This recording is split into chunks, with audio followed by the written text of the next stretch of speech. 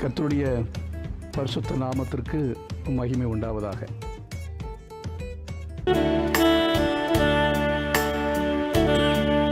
பாரும் தூய ஆவியே, உம் பிரசன்னத்தை வாஞ்சிக்கிறோம். உம் வல்லமையால் என்னை நினைத்து நீர் ஆளுகை செய்வீராக. கேட்போமா?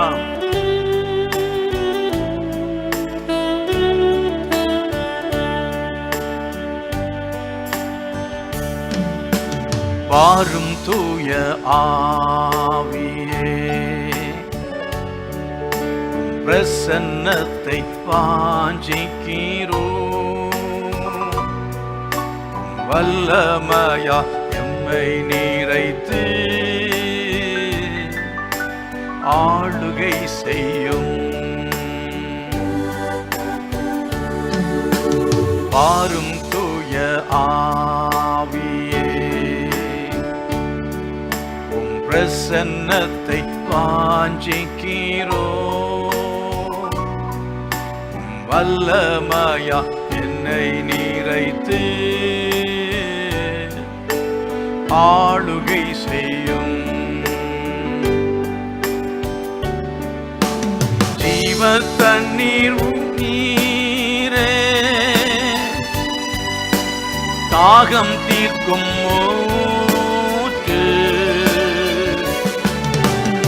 ஆலோசனை கர்த்தரே, என்னை ஆளுகை செய்யும். ஜீவத் தண்ணீர் நீரே,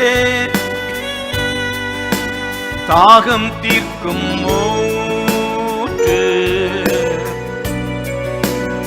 ஆலோசனை கர்த்தரே, என்னை ஆளுகை செய்யும். பாரும் தூய ஆவியே, உம் பிரசன்னத்தை வாஞ்சிக்கிறோம். வல்லமையா என்னை நிறைத்து நீர் ஆளுகை செய்யும். பாரும் தூய ஆவியே, பிரசன்னத்தை வாஞ்சிக்கிறோம். வல்லமையா எம்மை நிறைத்து நீர் ஆளுகை செய்யும். அக்கினியும் நீரே, பெரும் காற்றும் நீரே, பெருமழை போலவே உம்மாவியை ஊற்றும். அக்கினியும் நீரே, பெரும் காற்றும் நீரே, பெருமழை போலவே உம்மாவியை ஊற்றும். பாரும் தூய ஆவியே, உம் பிரசன்னத்தை வாஞ்சிக்கிறோம். வல்லமையா என்னை நிறைத்து நீர் ஆளுகை செய்யும். பாரும் தூய ஆவியே, உம் பிரசன்னத்தை வாஞ்சிக்கிறோம். வல்லமையா என்னை நிறைத்து நீர் ஆளுகை செய்யும்.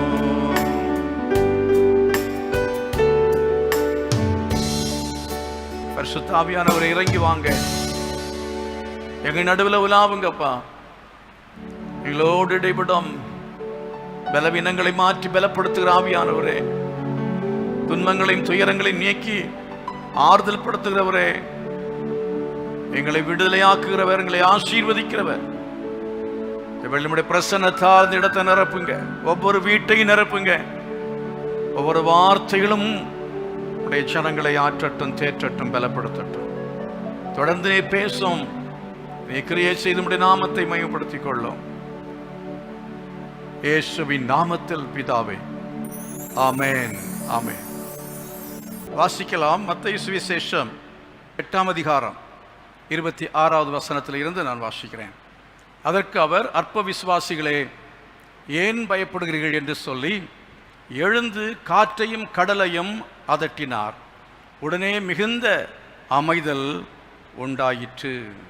இன்னும் சில வசனங்களுக்கு முன்னால் இருந்து நான் வாசிக்கிறேன், கவனியுங்கள்.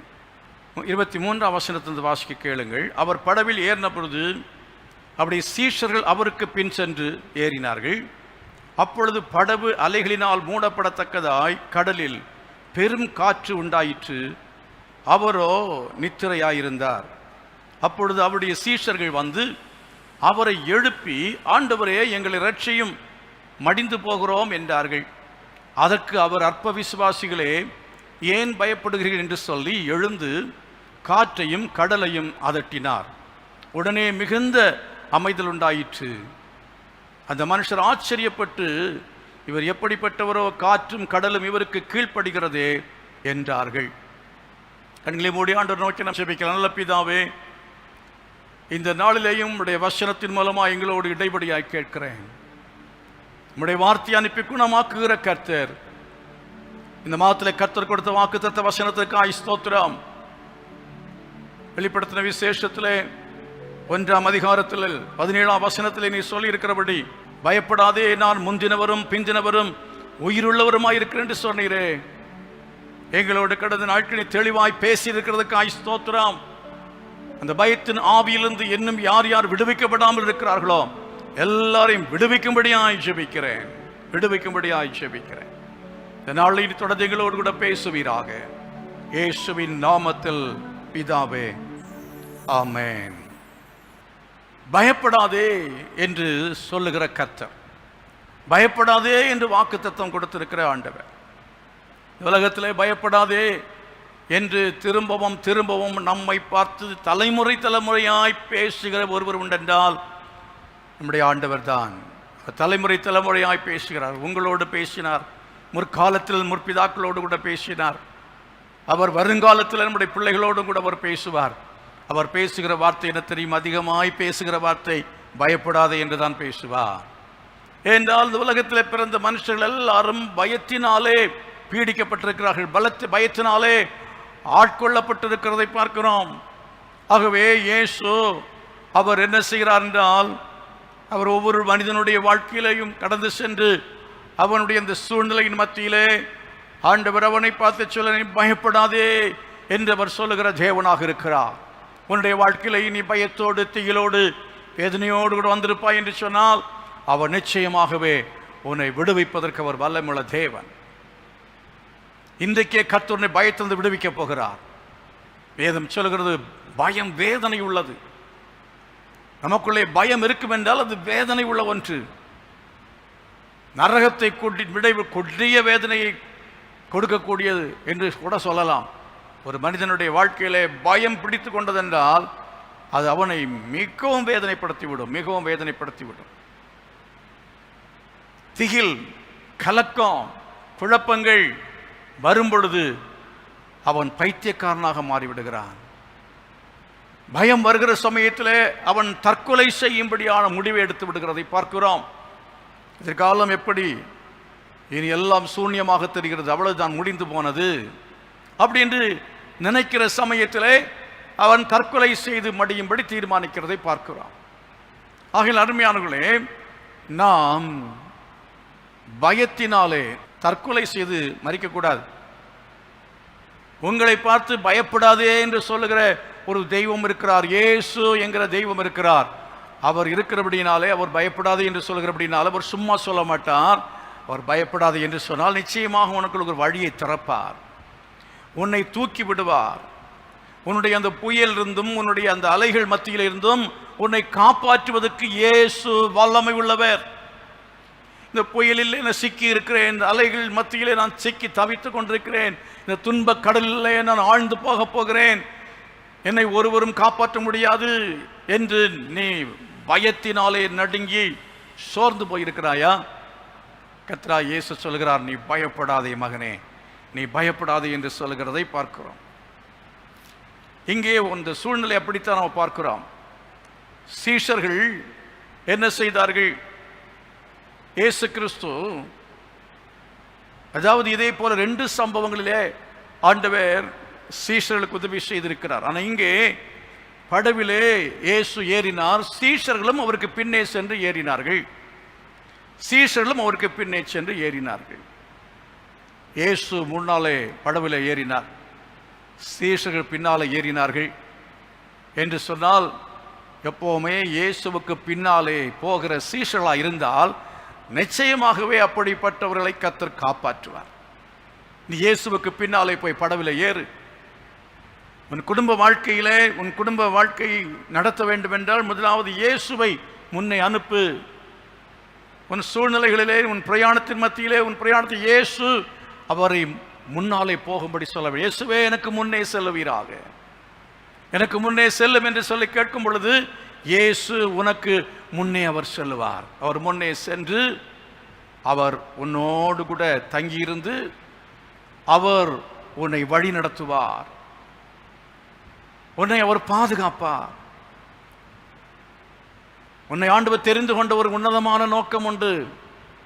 நீ அவரை பின்பற்றும் சீஷனாய் நீ மாறி இருக்கிறாயே. உன்னை ஏதோ ஆண்டவர் இயேசு ஜாலியாக உன்னை படகிலே கூட்டிக் கொண்டு போவதற்காக அவர் தெரிந்து கொள்ளவில்லை. உன்னை ஏதோ அற்புதங்களை காட்டி தருவதற்காக உன்னை தெரிந்து கொள்ளவில்லை. எல்லா சூழ்நிலைகளின் ஊடாய் உன்னை வழி நடத்தி உன்னை கவனிக்க செய்து உன்னை ஒரு நாளிலே மனுஷரை பிடிக்கிறவர்களாக மாற்ற வேண்டும் என்று விரும்புகிறார். உன்னை பயன்படுத்த வேண்டும் என்று தேவன் விரும்புகிறார். உன்னை ஆண்டவர் ஊழியத்திலே ஆசீர்வதிக்க வேண்டும் என்று விரும்புகிறார். பணம் சம்பாதிப்பது என்பது அல்ல பெரிய விஷயம். நீ உலகத்தில் அநேக மக்களுடைய ஆத்துமாக்களுக்கு பிரயோஜனமாக இருக்க வேண்டும். அநேகருடைய உள்ளத்துக்கு பிரயோஜனமான, ஆத்மாவுக்கு பிரயோஜனமான, ஆவிக்குரிய ஜீவத்துக்கு பிரயோஜனமான ஒரு மனுஷனாய் நீ இருப்பதுதான் தேவன் எதிர்பார்க்கிற எதிர்பார்ப்பாக இருக்கிறது. அதற்காக தான் கர்த்தர் உன்னை அழைக்கிறார், அதற்காக தான் கர்த்தர் உன்னை தெரிந்து கொண்டார், அதற்காக தான் என்னை பின்பற்றி வா என்று சொன்னார். நீ எல்லா இடத்திலும் அவரை பின்பற்ற வேண்டும். படவிலே இயேசு கிறிஸ்துவை அவர் பின்பற்றி ஏறினார்கள் என்று சொல்லி பார்க்கிறோம். அப்பொழுது படவு அலைகளினாலே மூடப்படத்தக்கதாய் கடலில் பெரும் காற்று உண்டாயிற்று, அவரோ நித்திரையாயிருந்தார் என்று சொல்லப்பட்டிருக்கிறது. அருமையானவர்களே, இயேசு கிறிஸ்து கூடவே வரும்பொழுது, அவருக்கு பின்னாலே நீங்கள் படவிலே ஏறும் பொழுது உங்க வாழ்க்கையில ஏன் பிரச்சனை வர வேண்டும்? ஏன் இந்த வியாதி வர வேண்டும்? ஏன் இந்த குழப்பங்கள் வர வேண்டும்? ஏன் இந்த அலக்கழிப்பு? ஏன் இந்த புயல்? இந்த கேள்விகளுக்கு இருக்கிறது அல்லவா? கர்த்தர் உங்களுக்கு பதில் தருகிறார். அவர் அறியாமல் ஒன்றும் சம்பவிப்பதில்லை. அவரை அறியாமல் உங்களுக்கு ஒன்றும் நடக்கிறதில்லை. அலைகளை அனுமதித்தவர் அவர்தான், அலைகளை அமர்த்துகிறவரும் அவர்தான். அவர் உங்களோடு கூட இருக்கிறபடினாலே அலைகள் வராது என்பதல்ல. அலைகள் வரும், புயல் வரும். ஆனால் அந்த அலைகளையும் அந்த புயல்களையும் அமர்த்துகிற வல்லமை அவருக்கு உண்டு என்பதை அவர் நிரூபித்து காட்டப் போகிறார். அலைகள் வராமல், புயல் வராமல், சோதனைகள் வராமல், கஷ்டங்கள் வராமல், பிரச்சனைகள் வராமல், உன்னுடைய வாழ்க்கையில் குடும்பத்தில் வியாதி வராமல் அவருடைய வல்லமை எப்படி நீ உணர முடியும்? அவர் எப்படி அற்புதம் செய்ய முடியும்? அற்புதம் செய்யக்கூடிய சூழ்நிலை உருவானால்தான் உனக்கு அற்புதத்தை அவர் செய்ய முடியும். அந்த அற்புதத்தை நீ ருசிக்க முடியும். கர்த்தருடைய வல்லமையை நீ அறிந்து கொள்ள முடியும். நாம் ஆராதிக்கிற தேவன் எவ்வளவு பெரியவர் என்று அறிந்து கொள்ள முடியும். அந்த சோதனையில நம்ம படுற கஷ்டத்தை விட அற்புதத்துக்கு பிறகு நமக்கு உண்டாகிற சந்தோஷம் இருக்கு பாருங்க. அற்புதத்துக்கு பிறகு நம்முடைய விசுவாசத்தின் வளர்ச்சி இருக்கிறது பாருங்க, அது பல மடங்காக பெருகிவிடும்.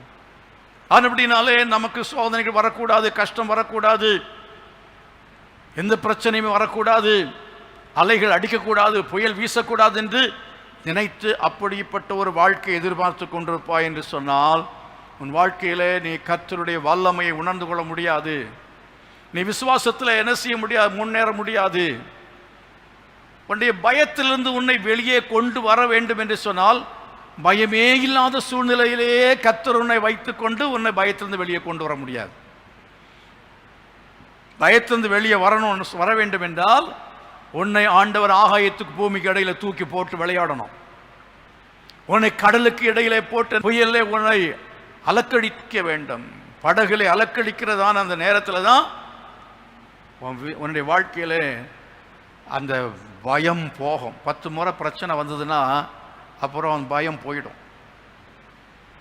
10 முறை ஒரு பிரச்சனை இங்கே சந்திக்கிறீங்கன்னு வச்சுக்கிங்க, ஒரு காரியத்தில் நீங்கள் பயப்படுகிற காரியம் திரும்ப திரும்ப வரும் பொழுது பயம் போய்விடுகிறது. இவ்வளவுதானா அப்படின்னு சொல்லு. ஆகவே துணிச்சல் வந்துடும். எப்போ துணிச்சல்? கடலில் முதல் முறை போகிற சமயத்தில் பயமாக இருக்கும். போக போக பழகினவங்களுக்கு கடல் ஒரு பிரச்சனையே இல்லை. முதல் முறை விமானத்தில் போகும் பொழுது பயமாக இருக்கும். தொடர்ந்து விமானத்தில் பயணம் செய்யும் பொழுது இந்த பயம் போய்விடுகிறது. முதல் முறை நீங்கள் காரில் போனால் கூட பயந்துருப்பீங்க. ஆனால் தொடர்ந்து காரில் பிரயாணம் பண்ண கார் அது பயம் போய்விடுகிறது அல்லவா? எப்போ ஒரு நாள் நீங்கள் பிரயாணம் பண்ணீங்கன்னா பயமாக இருக்கும். டெய்லி பிரயாணம் பண்ணி பாருங்க, பயமே போயிடும். ஆகவே நீங்கள் ஆண்டவர் என்ன செய்கிறார்னா, ஏன் கர்த்தர் அனுமதிக்கிறார் என்றால், உங்களுடைய வாழ்க்கையிலே உங்களை உங்களுடைய மனதை உறுதி உள்ளதாக மாற்ற வேண்டும். ஏற்கனவே மனுஷர்கள் பயம் நிறைந்த ஒரு சுபாவம் உள்ளவர்கள். பயம் நிறைந்த சுபாவம் உள்ளவர்களை அது பயத்திலிருந்து வெளியே கொண்டு வர வேண்டும் என்று சொன்னால், அப்படிப்பட்டதான கடினமான சூழ்நிலைகள், பயம் நிறைந்த சூழ்நிலைகளுக்குள்ளே போகும் பொழுதுதான் வெளியே வர முடியும். எல்லாத்தையும் ஒதுங்கி இருந்தீங்கன்னா ஒரு நாளும் பயம் போகவே போகாது. இன்னைக்கு ஸ்டேஜில் வந்து ஒரு ஜெபம் பண்ணுங்க அப்படின்னு, ஐயோ பயமா இருக்கு அப்படின்னீங்கன்னா இருக்கும், பயம் இருக்கத்தான் செய்யும். ஆனால் அதே வேளையில் நீங்கள் ஒரு நாள் வந்து ஜெபிக்கும் பொழுது அன்றைக்கு பயத்தோடு ஜெபம் பண்ணுவீங்க. 2ஆம் நாள் அது கொஞ்சம் குறையும்.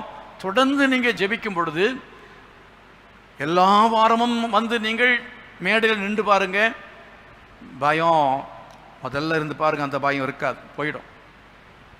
ஆனால் அதே வேளை புதிய மேடைக்கு வந்தால் கொஞ்சம் பயம் வரும். புதிய மேடைக்கு வந்தால் உங்களுக்கு மறுபடியும் என்ன செய்யும்?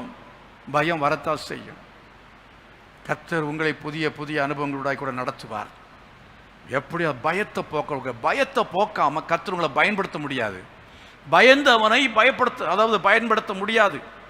மிலிட்டரியில் இருக்கிறதான ஆள் அவன் மிலிட்டரியில் ஜாயின் பண்ண பாடு இராணுவத்தில் சேர்ந்த பிறகு துப்பாக்கி அந்த கன்னுடைய சவுண்டை கேட்ட பயமா இருக்கு அப்படின்னு சொல்றான்னு வச்சுக்கிங்க, அவன் இராணுவத்துக்கு லாய்க்கே கிடையாது. முதல்ல கன்னுடைய சத்தம் கேட்டு கேட்டு கேட்டு பழக்கமாயிடும். அதுக்கு பிறகு பீரங்கியுடைய சத்தத்தை கேட்டு கேட்டு முதல்ல பயப்படுவான். பீரங்கி சத்தம் கேட்டோன்னு ஹார்ட் அப்படியே படக்கு படக்குன்னு அடிக்கும். ஆனால் அதுக்கு பிறகு பாருங்க, சத்தத்தை கேட்டு கேட்டு கேட்டு யுத்தம் இருந்தாலும் இல்லாவிட்டாலும் பீரங்கி சத்தம் அவங்களுக்கு முழக்கி அவங்கள பயத்துக்குள்ளே கொண்டு வந்து பாலைவனத்துக்குள்ளே எங்கேயோ கொண்டு போய் அவங்கள பயிற்சிக்குள்ளே உட்படுத்தி பயத்தை போக்குகிற ஒரு காரியத்தை இராணுவத்தில் செய்யாமல் அவனை ஒரு இராணுவ வீரனாக அவன் துணிந்து என்ன செய்ய முடியாது. அவன் உயிர் போகக்கூடிய அளவில் துணிச்சலோடு அவன் எதிரியோடு கூட போரிடவே முடியாது. யோசிப்பீங்க, எப்படி இந்த இராணுவ வீரர்கள் துணிச்சலோடு போறாங்க? அவங்களுக்கு அந்த அந்த பயம் என்கிறதையே முற்றிலுமாக அகற்றி விட்டார்கள் இந்த இராணுவத்தில் பயிற்சி கொடுக்கும் பொழுதே. இதே போல நம்ம ஆண்டவர் உங்களை பின்னால வர சொல்றாரு. எதுக்காக பின்னால வர சொல்கிறாரு? இயேசு உங்களுக்கு பயிற்சி கொடுக்கும்படியாய் வர சொல்லுகிறார். நீங்க பயிற்சியை பெற்றுக் கொள்ளுகிறீர்கள். அவர் உங்களை படவில ஏற்றி உங்களை பயிற்சி கொடுப்பார். குடும்பம் என்கிற படவில ஏற்றி உங்களுக்கு பயிற்சி கொடுப்பார். குடும்பத்தில் முதல்ல குடும்பம்னு சொன்ன உடனே பயமா இருக்கும் இல்லையா? கல்யாணம் பண்ணும் பொழுது கைப்பிடிக்கிற சமயத்தில் எவ்வளோ பயந்துருப்பீங்க, கை காலம் உதறி இருக்கும் இல்லையா? இப்போ எப்படி?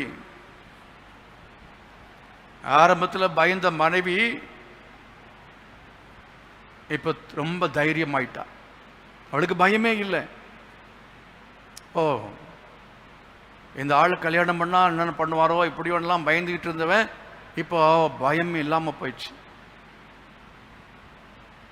அடி வாங்கி அதுலேயும் பழகி போச்சு, திட்டு வாங்கி அதுலேயும் பழகி போச்சு. இவ்வளவு தான் அப்படிங்கிற அளவுக்கு அவளும் மாறிட்டா. அதே போல் உங்கள் வாழ்க்கையில் அது குடும்ப ஜீவியமாக இருந்தாலும் சரி, வேறு எந்த ஒரு காரியமாக இருந்தாலும் சரி, உங்களுக்கு முதல்ல பயம் இருக்கலாம், புதிய மேடையாக இருக்கலாம், புதிய அனுபவங்களாக இருக்கலாம், ஒரு புதிய பொறுப்பாக இருக்கலாம். அதாவது யோசுவாவின் புஸ்தகத்திலே 1ஆம் அதிகாரத்தில் வாசித்தீர்கள் என்று சொன்னால், தேவன் யோசுவாவை பார்த்து சொல்கிறார், யோசுவாவே நீ என்ன செய், இந்த ஜனங்களை யோர்தானுக்கு என்ன செய்ய வேண்டும், அப்புறப்படுத்தி கொண்டு போய் அந்த கானான் தேசத்தை நான் பங்கிடும்படியாக உன்னை ஏற்படுத்தி இருக்கிறேன், நீ அவளுக்கு அந்த தேசத்தை பங்கிட்டு கொடுக்க வேண்டும் என்று சொன்னார். அவன் என்ன செய்தான்? பயந்தான். கர்த்தர் அவனை பார்த்து சொன்னார், நீ பயப்பட வேண்டாம், நீ கலங்க வேண்டாம் என்று சொன்னார். ஆகவே பயம் என்கிறது ஒரு புதிய பொறுப்பை எடுக்க வேண்டும் என்றால் பயமாகத்தான் இருக்கும். ஒரு புதிய ஊழியம் இல்லை ஒரு புதிய ஊருக்கு போக வேண்டும் என்றால் பயமாகத்தான் இருக்கும். ஒரு புதிய காரியத்தை செய்யும் பொழுது பயமாகத்தான் இருக்கும். ஆனால் கர்த்தர் சொல்லுகிறார், நீ பயப்படாமல் இரு, நீ கலங்காமல் இரு, நீ தைரியமாயிரு என்று கர்த்தர் சொல்லுகிறார். அருமையானவர்களே, ஆண்டவர் அவ்விதமாய் சொல்லும் பொழுது நாம் புரிந்து கொள்ள வேண்டிய ஒரு சில காரியங்கள் உண்டு. என்ன தெரியுமா? இந்த யோசுவாவை நாம் எடுத்துக்கொள்வோம் என்று சொன்னால் 2ஆம் வசனத்திலே அவன் தேவனால் நடத்தப்பட்டான் என்பதை நீங்கள் கவனிக்க வேண்டும். அவன் தேவனால் நடத்தப்பட்டான் என்பதை கவனிக்க வேண்டும். நீ தேவனால் நடத்தப்பட்டாய் என்று சொன்னால் உனக்கு பயமே இல்லை. கர்த்தர் அவனை தெளிவாக பேசுகிறார். கானான் தேசத்திலே எல்லை இப்படி இருக்கும், அந்த தேசத்தை நானும் கொடுப்பேன் என்று சொல்லி கர்த்தர் அந்த எல்லையை, அந்த வரைபடத்தை கர்த்தர் சரியாக அவனுக்கு அவர் போட்டு கொடுக்கிறதை பார்க்கிறோம். கர்த்தர் தெளிவாய் நம்மோடு பேசிவிட்டார் என்று வைத்துக் கொள்ளுங்கள். அவர் பேசின பிறகு நமக்கு பயமே போய்விடும். ஊழியத்தில் ஒரு இடத்துல இருந்து திடீரென்று அந்த இடத்துல மனுஷரால் கைவிடப்பட்டு அங்கிருந்து மாற்று இடத்திற்கு புறப்பட வேண்டிய சூழ்நிலைகள் வந்த போதெல்லாம் கர்த்தர் தெளிவாய் பேசினார். அதே போல வாழ்க்கையின் ஒவ்வொரு சந்தர்ப்பத்தில் எல்லாம் என்ன செய்ய வேண்டும் என்று தெரியாமல் தடுமாறின வேளையிலெல்லாம் புதிய அனுபவங்கள், புதிய காரியத்தை செய்ய வேண்டும், புதிய ஒரு தீர்மானத்தை எடுக்க வேண்டும். அப்படிப்பட்டதான ஒரு முச்சந்தியிலே நிற்க வேண்டிய அந்த சந்தர்ப்பங்களிலே கர்த்தருடைய சமூகத்திலே உட்கார்ந்த பொழுது கர்த்தர் மிக தெளிவாய் பேசினார். ஆண்டவர் மிக தெளிவாய் பேசினார். தேவன் என்ன அவர் செய்ய போகிறார் என்கிறதை பற்றி பேசினார். இன்னொரு பட்டணத்திலிருந்து இந்த பட்டணத்துக்கு வரும்போது கர்த்தர் தெளிவாய் பேசினார். சின்னவன் ஆயிரமும் சிறியவன் பலத்த ஜாதியுமாவான், கர்த்தராகிய நான் ஏற்ற காலத்தில் செய்வேன், நீ போ என்று சொன்னாரே, அப்படியே செய்தார் அல்லவா? அதே தேவன் இன்னும் செய்வாரா? செய்ய மாட்டார், நிச்சயமாய் செய்வார். அதே தேவன் எனக்கு செய்தபடி உங்களுக்கு செய்வாரா? செய்ய மாட்டார், நிச்சயமாய் செய்வார். ஆகவே தேவனுடைய வார்த்தையை பெற்றுக்கொள்ளுங்கள். Get the word of God. தேவனுடைய வார்த்தையை பெற்றுக்கொள்ளுங்கள். தேவனுடைய வார்த்தையை பெற்றுக்கொண்டு அந்த அவர் பேசுகிற அந்த வார்த்தையை நீங்கள் விசுவாசிக்க வேண்டும். கர்த்தர் கானான் தேசத்தை கொடுப்பதை குறித்து விசுவாசித்தவர்களிலே யோசுவா, காலேப் 2 பேர் மாத்திரம்தான் வந்து சேர்ந்தார்கள். விசுவாசித்தவர்களுக்குத்தான் கர்த்தர் பங்கிட்டு கொடுக்கும் சிலாக்கியத்தை கொடுத்தார். அவிசுவாசத்தினாலே மற்ற அத்தனை பேரும் அழிந்து போனார்கள் வனாந்தரத்தில். அவருடைய பிள்ளைகள் தான் கானான் தேசத்துக்குள்ளே பிரவேசித்தார்கள். தேவன் சொன்னார், நீங்கள் அத்தனை பேருடைய பிரேதங்களும் இந்த வனாந்தரத்தில் விழும், உங்கள் பிள்ளைகள் போய் சேருவார்கள்.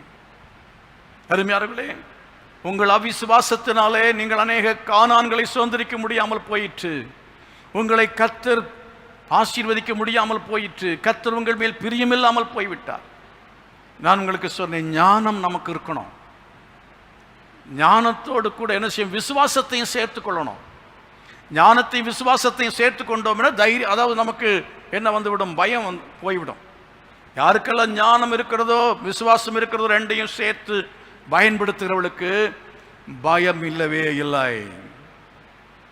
ஞானம் என்று சொல்லி இன்னொரு ஒரு விதத்தில் சொல்ல போனால் இயேசு என்கிற ஞானம், வேதம் என்கிற ஞானம், கர்த்தர் கொடுத்திருக்கிறதான நம்முடைய புத்தியையும் அறிவையும் பயன்படுத்தி அவருடைய வழிநடத்தலை அறிந்து கொள்ளுகிற ஞானம் அது நமக்கு இருக்கும் என்று சொன்னால் பயப்பட வேண்டிய அவசியமே இல்லை. ரெண்டாவது என்ன தெரியுமா? அதாவது அவருடைய ஆலோசனையை பெற்றுக்கொள்ள வேண்டும் என்று முதலாவது அவரால் நடத்தப்பட்டான். ரெண்டாவது அவருடைய ஆலோசனையை அவன் பெற்றுக்கொண்டான். நீங்கள் முதலாவது அவரால் நடத்தப்படுகிறவர்களாக இருக்க வேண்டும் என்று சொன்னேன்.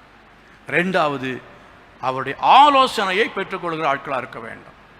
ஆண்டவருடைய ஆலோசனையை கேட்டு கர்த்தர் உங்களுக்கு ஒரு காரியத்தை சொல்லுகிறார் என்றால் நிச்சயமாகவே பயப்பட வேண்டிய அவசியமே இல்லை.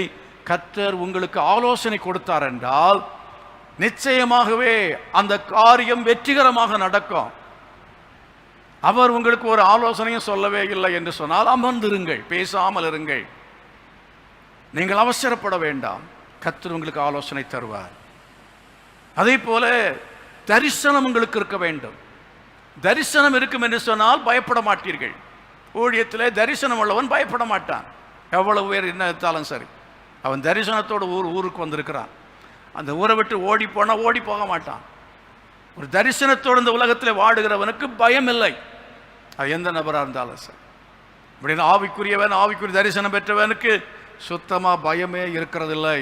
பவுல் அப்படி தரிசனம் பெற்றவன், சீஷர்கள் அப்படி தரிசனத்தை பெற்றுக்கொண்டார்கள். ஆகவே அவர்களுக்கு பயம் என்பது இல்லாமல் போயிற்று என்பதை நீங்கள் பார்க்க முடியும். எப்படி பயமுறுத்தின போதும் அவளை ஒன்றும் என்ன செய்ய முடியவில்லை, பயப்பட வைக்க முடியவில்லை, துரத்த முடியவில்லை. தைரியமாய் பதில் சொன்னார்கள். ஆலோசனை சங்கத்துக்கு முன்னால் இருந்து தைரியமாய் பதில் சொன்னார்கள். ஆகவே உங்கள் வாழ்க்கையில் தரிசனம் இருக்கிறதா? தரிசனம் இருந்தால் பயம் உங்களுக்கு இருக்கவே இருக்கிறதில்லை. அது மட்டுமல்ல, இந்த யோசுவாவை பாருங்கள். யோசுவா தரிசனம் பெற்றவன் மாத்திரமல்ல, அர்ப்பணிப்பை பெற்றவனாக இருந்தான். அப்படி அர்ப்பணிப்பை பெற்றதான அந்த யோசுவாவுக்கு பயமில்லை. யோசுவாவின் புஸ்தகத்தில் நீங்கள் முதல் வசனத்தில் என்ன படிக்கிறீர்கள் என்று சொன்னால், மோசேயின் ஊழியக்காரனாகிய யோசுவா 59 வயது. அந்த நேரத்திலே இஸ்ரவேல் ஜனங்களை வழிநடத்தி செல்லும்படியான பொறுப்பை பெற்றுக்கொள்கிறான். 19 வயதிலிருந்து இத்தனை ஆண்டுகள், சுமார் 40 ஆண்டுகள் அவன் யாருக்கு பணிவிடைக்காரனாக இருந்தான், ஊழியம் செய்தான் என்று சொன்னால் மோசேக்கு அவன் பணிவிடைக்காரனாக இருந்தபடினாலே, அவன் அர்ப்பணிப்புள்ளவனாக இருந்தபடினாலே அவனை கர்த்தர் என்ன செய்கிறார் என்று சொன்னால், அந்த இஸ்ரவேல் ஜனங்களுக்கு தேசத்தை பங்கிட்டு கொடுக்கும்படியான ஒரு பெரிய பொறுப்பை கொடுத்தார். அந்த பெரிய பொறுப்பை பெற்றுக்கொண்ட அவனுடைய வாழ்க்கையில் அவன் தொடர்ந்து அர்ப்பணிப்போடு செய்தான். இதற்கு முன்பு யுத்தத்தை நடத்தி இருக்கிறான். ஆனால் தேசத்தை பங்கிட்டு கொடுத்து அவனுக்கு பழக்கம் இல்லை. இது ஒரு புதிய அனுபவம். ஆனால் ஜெபிக்கிற ஒரு யோசுவாவுக்கு தரிசனம் என்கிறது மாத்திரமல்ல, தேவனுடைய வழிநடத்தல்ங்கிறது மாத்திரமல்ல, தேவனுடைய ஆலோசனை கிடைக்கிறது மாத்திரமல்ல, கர்த்தர் அவனுக்கு தைரியத்தையும் கொடுக்கிறவராக இருக்கு. அர்ப்பணிப்பு வந்தவனுக்கு அவனுக்கு பயம் என்பதே இல்லை. எந்த ஒரு ஊழியக்காரன் அர்ப்பணிப்போடு கூட இருக்கிறானோ அவன் பயப்பட மாட்டான். யாருக்கு தன்னை அர்ப்பணித்திருக்கிறான்? கர்த்தருக்கு என்று தன்னை அர்ப்பணித்திருக்கிறான், தேவனுக்கு என்று தன்னை அர்ப்பணித்திருக்கிறான். அவன் தனக்காக வாழ வேண்டும் என்று அவன் வாழ மாட்டானே. தனக்காக வாழ வேண்டும் என்று நினைக்கிறவனுக்குத்தானே பயம்.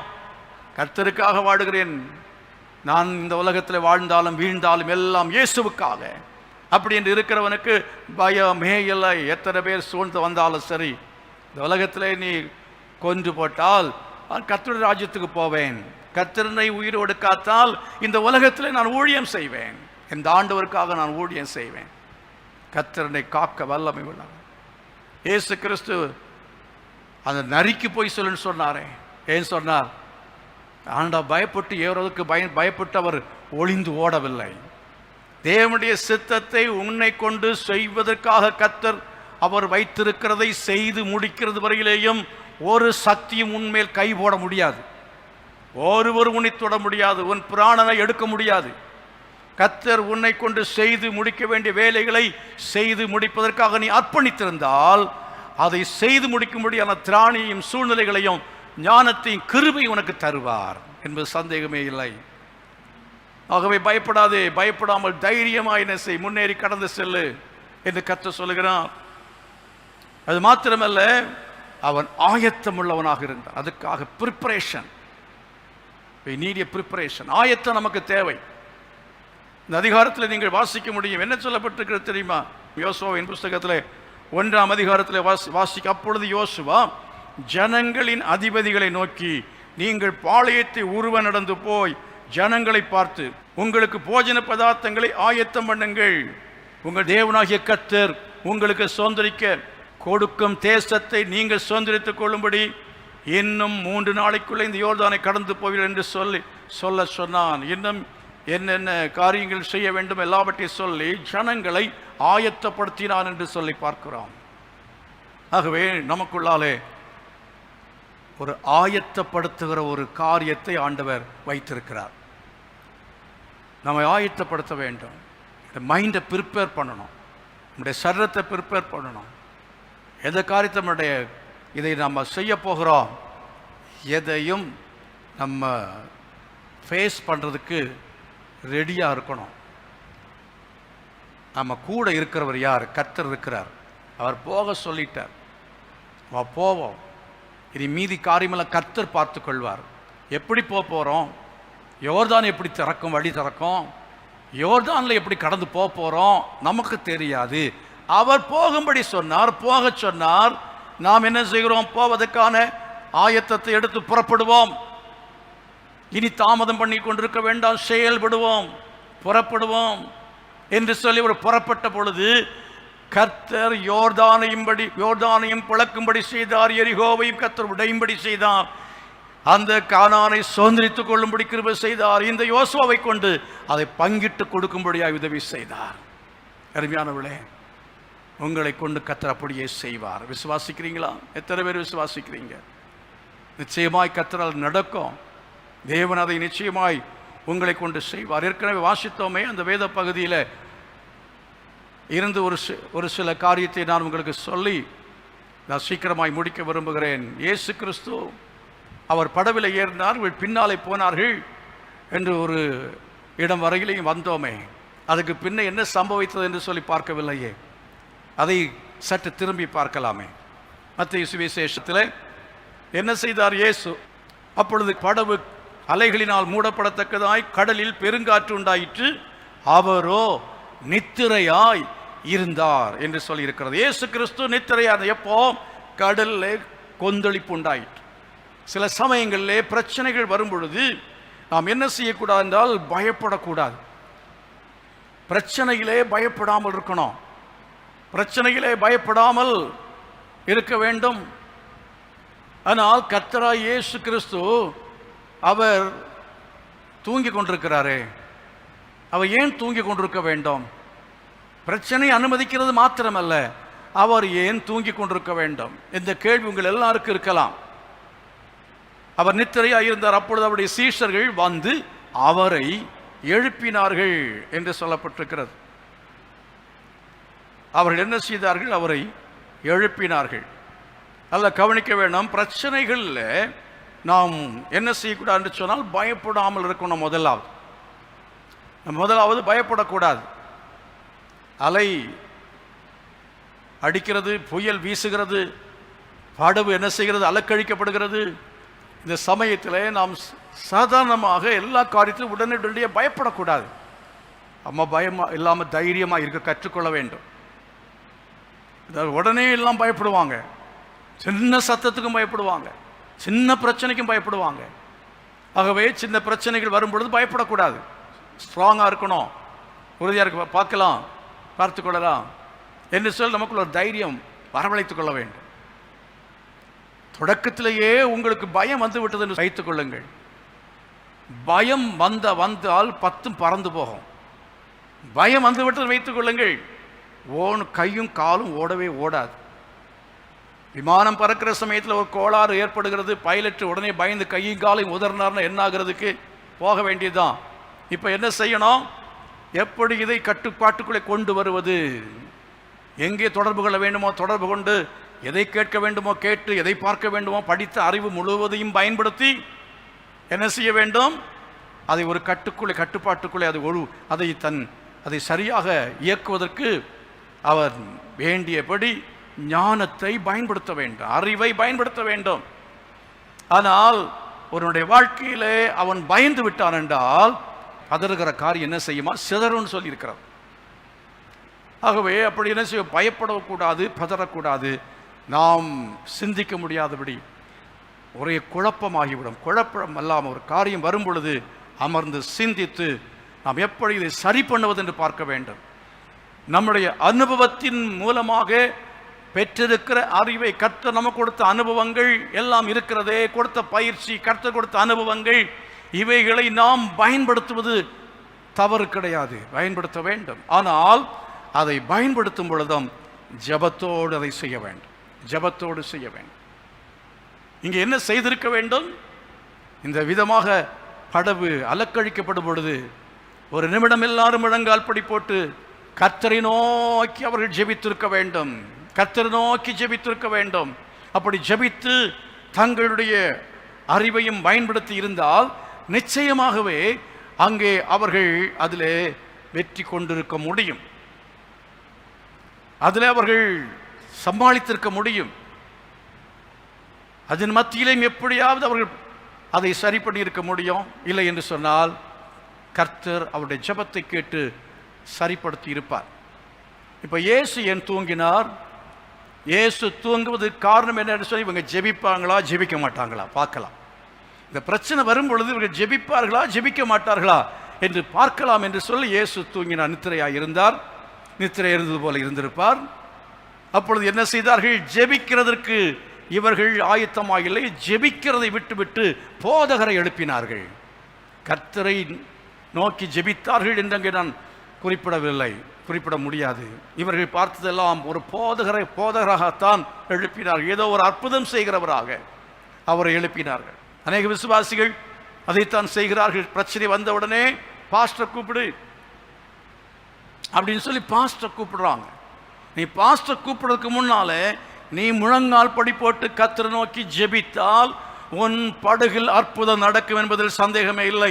உன் குடும்பத்தில் அற்புதம் நடக்கும். எடுத்ததுக்கெல்லாம் பாஸ்டர் கூப்பிடணும், எடுத்ததுக்கெல்லாம் அந்த ஊழியக்காரரை கூப்பிடு, எடுத்ததுக்கெல்லாம் அங்கே லெட்டர் போட்டுட்டே இருந்தீங்கன்னா கர்த்தர் என்ன சொன்னார்?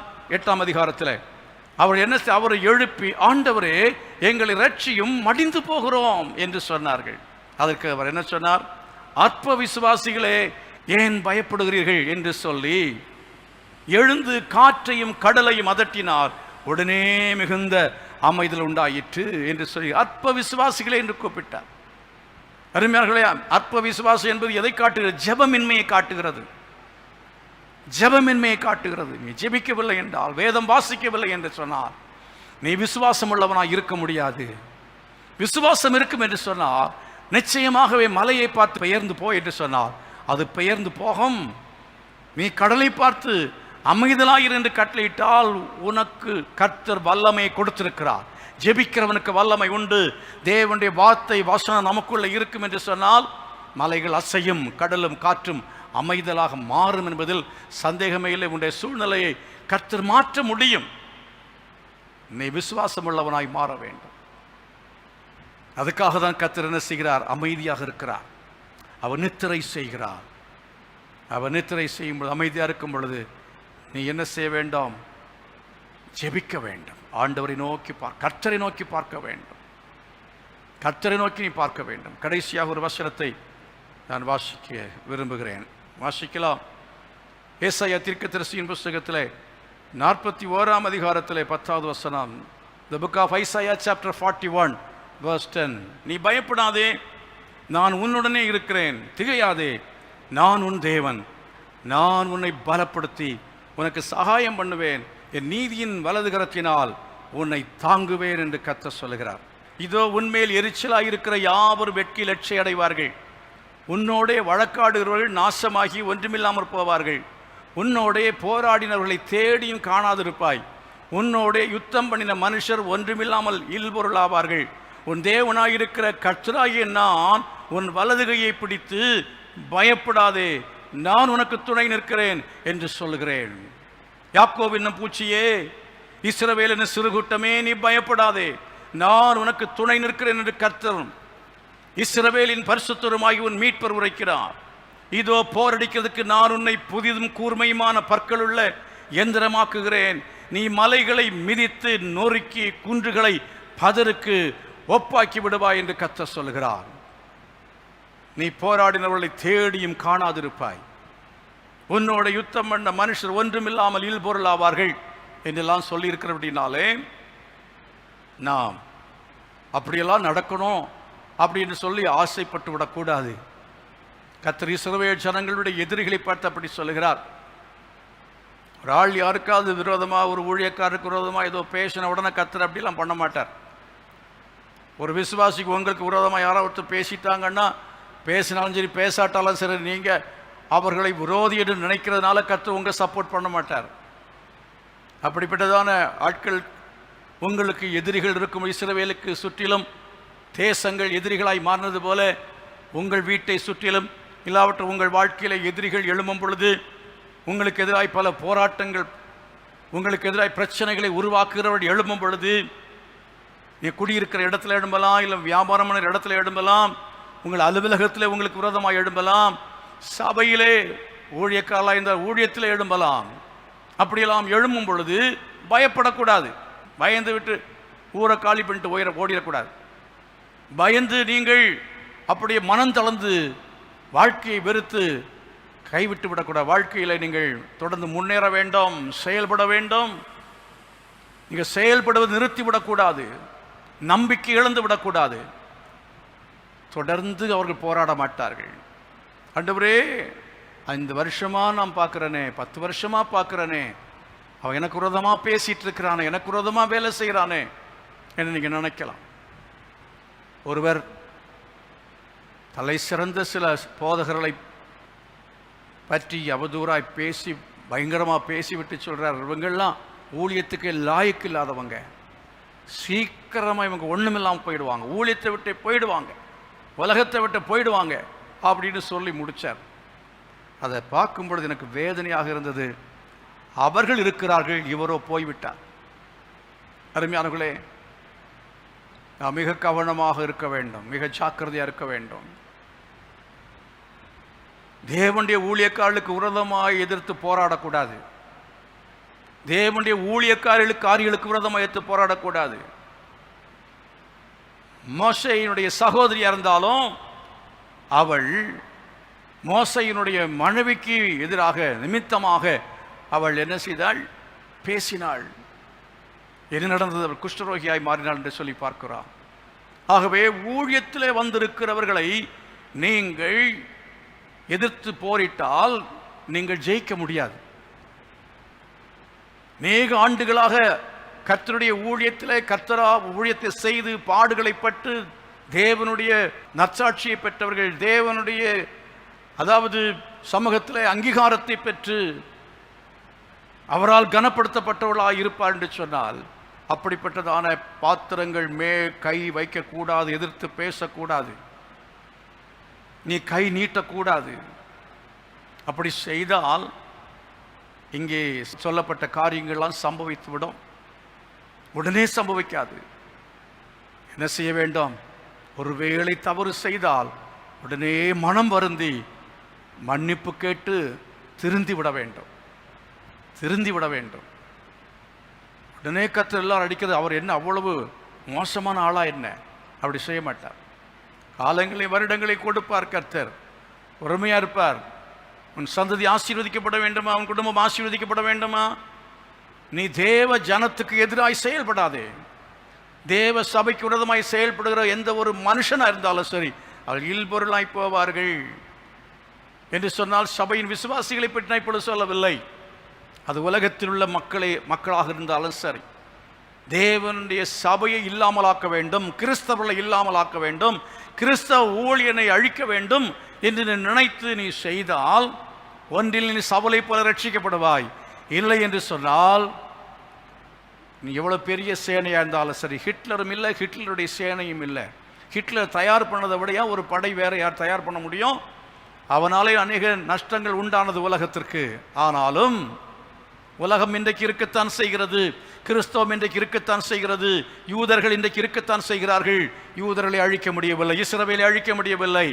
இல் பொருள் ஆவார்கள் என்று சொன்னதன்படியாகவே அவர்கள் இல் பொருளாய் மாறி போனார்கள். ஹிட்லரும் அவனுடைய ஆட்களும் இன்றைக்கு இல்லை, தேடி பார்த்தாலும் இல்லை என்கிறது போல இந்த உலகத்தில் கிறிஸ்தவனுக்கு எதிராக எழும்பாதே.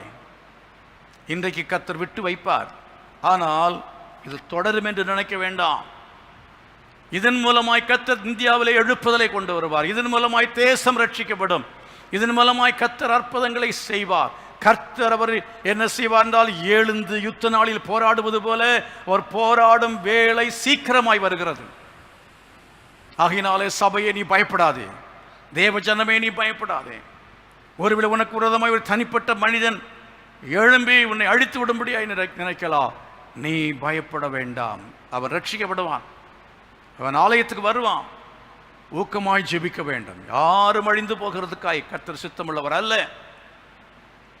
அடிக்கடி கடிந்து கொள்ளப்பட்டும் தன் பிடரியை கடினப்படுத்துகிறவன் சடுதியிலே சகாயமின்றி நாசமடைவான் என்று சொல்லியிருக்கிறார். அடிக்கடி என்றால் எத்தனையோ முறை அவர் கடிந்து கொள்வார், எத்தனையோ முறை எச்சரிப்பை கொடுப்பார், சின்ன அடிகளெல்லாம் கொடுப்பார், கஷ்ட நஷ்டங்களெல்லாம் அனுபவித்து எச்சரித்து பார்ப்பார். மனம் திரும்பவில்லை என்று அழித்து போடுவார், தூக்கி வீசி போடுவார். உலகம் முழுவதும் ஆளுகிற ஆட்சியாக இருந்தாலும் சரி, அந்த ஆட்சியை கர்த்தர் வைத்திருக்க மாட்டார். தேவ ஜனத்துக்கு எதிராக எழும்புகிற எந்த அரசனானாலும் எந்த ஆட்சியாளராக இருந்தாலும் சரி, சரித்திரத்தில் நிலை நின்றதில்லை என்பதை தான் நாம் பார்க்கிறதான உண்மை. மனதில் வைத்துக் கொள்ளுங்கள். ஆகவே உங்களுக்கு எதிராளிகள் வரும்பொழுது பயப்படாதிருங்கள், சத்துருக்கள் வரும்பொழுது பயப்படாதிருங்கள்.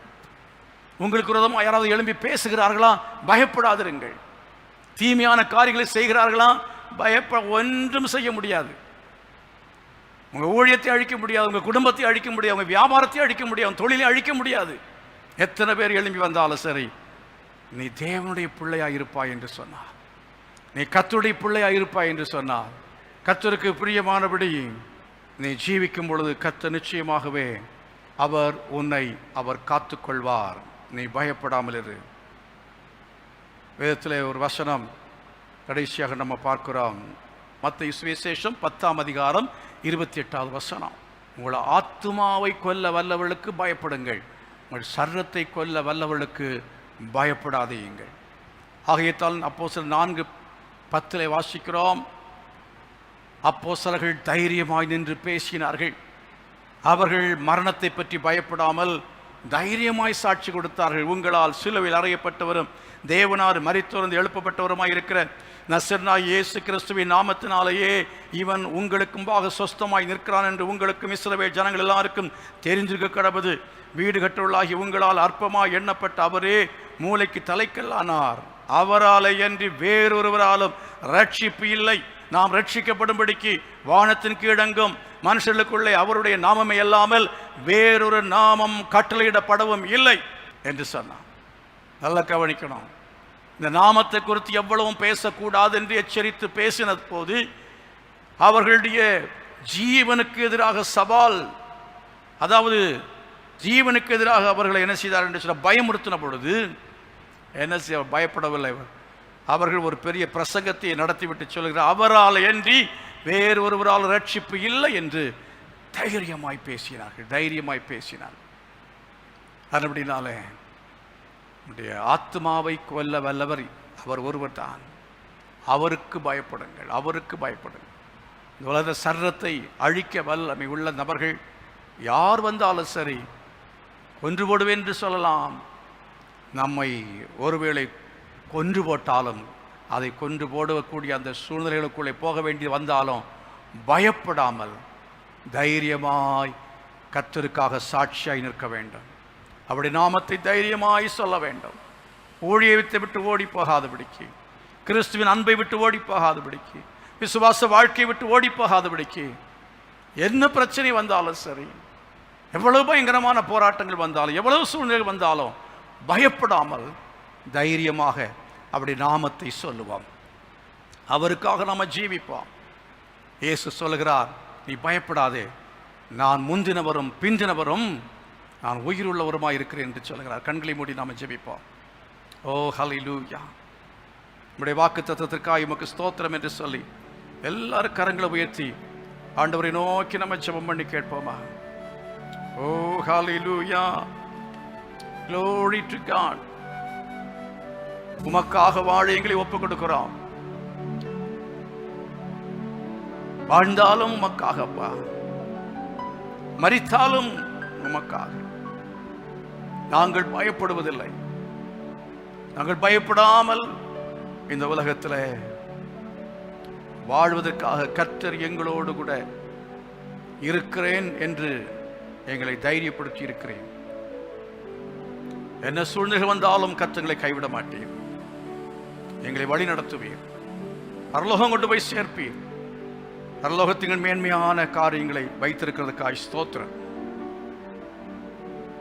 நம்முடைய கரங்களை எங்களை தருகிறோம்.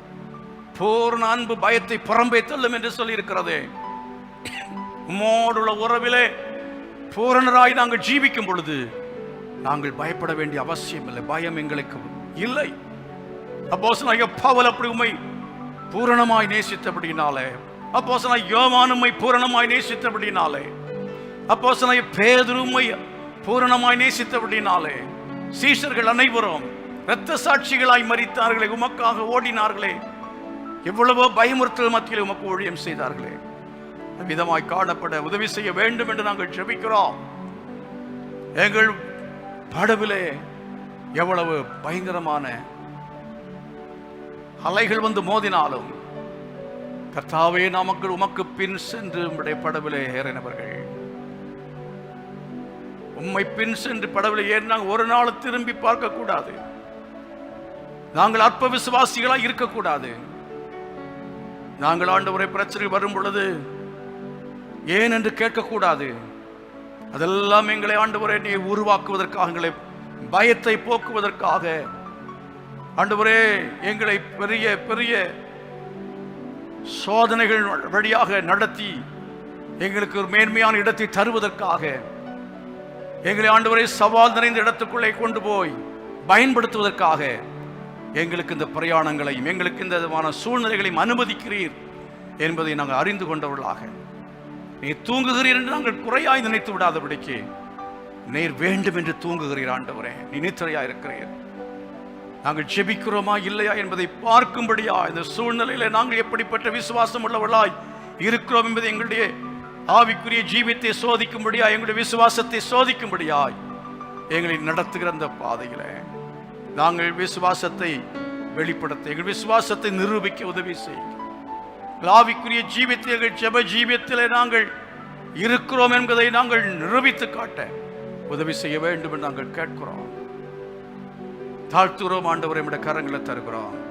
எல்லாரையும் ஆசீர்வதிங்கப்பா, எல்லாரையும் ஆசீர்வதிங்க. நாட்கள பயத்துக்கு நீங்களாக்கும்படியாய் ஜெபிக்கிறேன் இயேசுவின் நாமத்தில் பிதாவே, ஆமென், ஆமென். நம்முடைய கர்த்தர் இரட்சகருமாய் இருக்கிற இயேசு கிறிஸ்துவின் கிருபையும் பிதாவாகிய தேவனுடைய அன்பும் பரிசுத்த ஆவியானுடைய அந்யோன்ய ஐக்கியமும் சமாதான பாதுகாவலும் நம் அனைவரோடும் சகல பரிசுத்தவான்களுடன் கூட இன்று மனிதேக்கும் நிலைத்திருப்பதாக. ஆமென், ஆமென். God bless you. கர்த்தர் எல்லாரையும் ஆசீர்வதிப்பாராக. Thanks for